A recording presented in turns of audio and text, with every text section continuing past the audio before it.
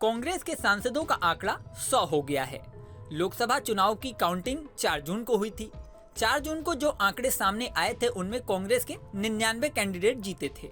अब काउंटिंग के 2 दिन बाद कांग्रेस के सांसदों का शतक पूरा हो गया है। अब आपके मन में सवाल होगा कि जब काउंटिंग 4 जून को हो चुकी है, कांग्रेस के 99 कैंडिडेट गिनती के बाद इलेक्शन कमीशन ने विजयी घोषित कर दिए हैं, ऐसे में 2 दिन बाद 99 से 100 सांसद कैसे हो गए?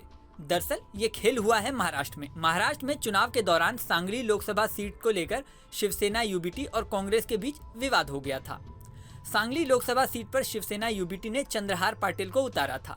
यहाँ पर निर्दलीय विशाल पाटिल भी चुनाव लड़ रहे थे। मीडिया रिपोर्ट्स में दावा किया गया था कि अंदर खाने कांग्रेस ने निर्दलीय विशाल पाटिल को सपोर्ट कर दिया। इलेक्शन रिजल्ट के दिन निर्दलीय विशाल पाटिल को जीत हासिल हुई।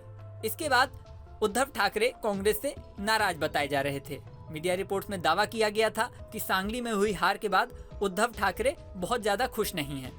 वहीं अब खबर आई है कि निर्दलीय विशाल ठाकुर कांग्रेस में शामिल हो गए हैं। मीडिया रिपोर्ट्स के मुताबिक गुरुवार को विशाल ठाकुर कांग्रेस में शामिल हो गए। कांग्रेस अध्यक्ष मल्लिकार्जुन खड़गे की मौजूदगी में उनका स्वागत हुआ। विशाल ठाकुर के कांग्रेस में शामिल होते ही कांग्रेस के सांसदों की संख्या 99 से बढ़कर 100 हो गई है। इसी के साथ कांग्रेस के लिए महाराष्ट्र से एक और अच्छी खबर आई है। शुरू में बेशक सांगली लोकसभा सीट पर विशाल ठाकुर को सपोर्ट करने को लेकर शिवसेना यूबीटी और कांग्रेस के बीच विवाद की खबर आई थी, लेकिन गुरुवार को ये भी खबर आई कि शिवसेना यूबीटी के नेता संजय राउत ने मीडिया के सामने बयान देते हुए सांगली को लेकर कहा कि जनता ने जो फैसला दिया है हम उसका स्वागत करते हैं। माना जा रहा है कि इस बयान का मतलब है कि अंदर खाने जो नाराजगी थी वो अब खत्म हो चुकी है। इसी के साथ आपको ये भी बता दें कि महाराष्ट्र में INDIA गठबंधन को इस बार काफी फायदा हुआ है।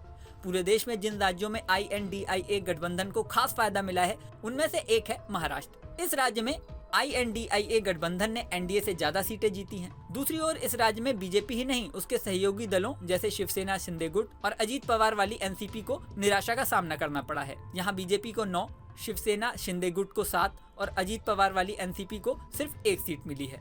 कांग्रेस को यहाँ 13, शिवसेना यूबीटी को 9 और शरद पवार वाली एनसीपी को 8 सीटें मिली हैं।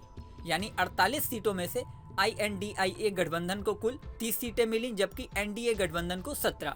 एक सांसद निर्दलीय था विशाल ठाकुर। अब विशाल ठाकुर भी कांग्रेस में शामिल हो गए हैं, तो ऐसे INDIA गठबंधन की कुल सीटें अब 31 हो गई हैं। बता दें 2019 के लोकसभा चुनाव में बीजेपी ने अकेले 23 सीटें जीती थी, जबकि कांग्रेस को सिर्फ 1 सीट मिली थी। यानी साफ है कि आंकड़ा इस बार पूरी तरह से पलट चुका है। वहीं विशाल ठाकुर के भी कांग्रेस में शामिल हो जाने से कांग्रेस का कॉन्फिडेंस कुछ और बढ़ा होगा। इस वीडियो में फिलहाल इतना ही। बने रहिए न्यूज नेशन के डिजिटल प्लेटफॉर्म पर।